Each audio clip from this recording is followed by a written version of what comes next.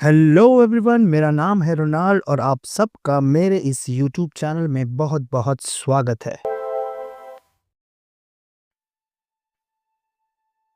पिछली कहानी में हमने देखा था कि आशीष को मेल मिलता है अमेज़न जंगल के ट्रिप का और कॉलेज की स्पॉन्सरशिप के वजह से वो अमेज़न जंगल पहुंच भी जाता है।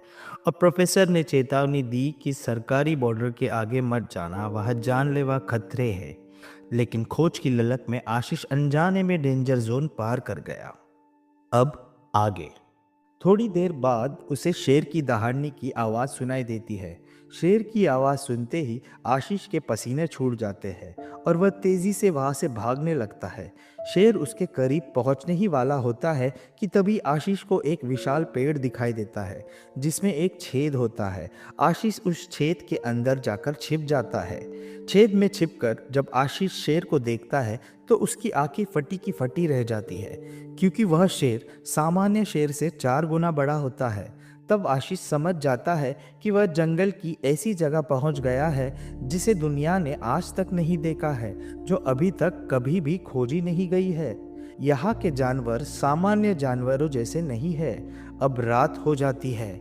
शेर के डर से आशीष उसी पेड़ में छिपा रहता है, लेकिन आशीष को ऐसा महसूस होता है कि वह बार बार आगे पीछे हिल रहा है, मानो कोई बाहर से पेड़ को हिला रहा हो। जब आशीष छेद से बाहर झांक कर देखता है तो उसे अपनी आंखों पर विश्वास नहीं होता।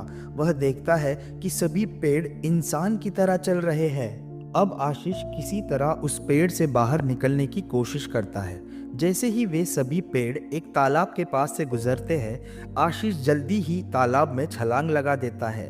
तैरते तैरते वह बहुत आगे निकल जाता है। अब वह बहुत थक जाता है और एक पत्थर को पकड़कर थोड़ी देर रुक जाता है।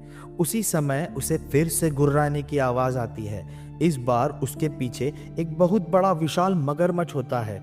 आशीष पत्थर छोड़ देता है और तेजी से तैरने लगता है, लेकिन आगे उसे सिर्फ एक बड़ा सा झरना दिखाई देता है। आशीष किसी तरह उस झरने में कूद जाता है, पर वह झरना सीधे एक बहुत बड़ी खाई की ओर जाता है। आशीष उस गहरी खाई में जाकर गिरता है। वह चारों ओर घना अंधेरा होता है। उसे कुछ समझ नहीं आता कि अब कहाँ जाए, क्या करे और इस जगह से आगे कैसे बढ़े। आशीष एक मशाल जलाता है और आगे बढ़ता है। तभी आशीष को एक चींटी डंक मारती है। वह डंक उसे इतनी जोर से लगता है कि आशीष बहुत जोर से चीख उठता है, मानो किसी ने उसे गोली मार दी हो। जैसे ही वह मशाल को जमीन की ओर करता है तो देखता है कि वह जगह पूरी तरह बुलेट चींटियों से भरी हुई है। आशीष उनसे बचने के लिए उल्टी दिशा में भागने लगता है। भागते भागते वह एक खड्डे में गिर जाता है। वह खड्डा किसी रोलर कोस्टर की सवारी से कम नहीं होता, बिल्कुल वैसे ही जैसे वाटर पार्क की स्लाइड होती है। फिसलते फिसलते वह एक अजीब सी जगह पर बाहर निकल आता है। वह देखता है कि चारों ओर जगह जगह गुफाएं बनी हुई है। वह जगह पूरी तरह सुनसान और चारों ओर सन्नाटा छाया हुआ है।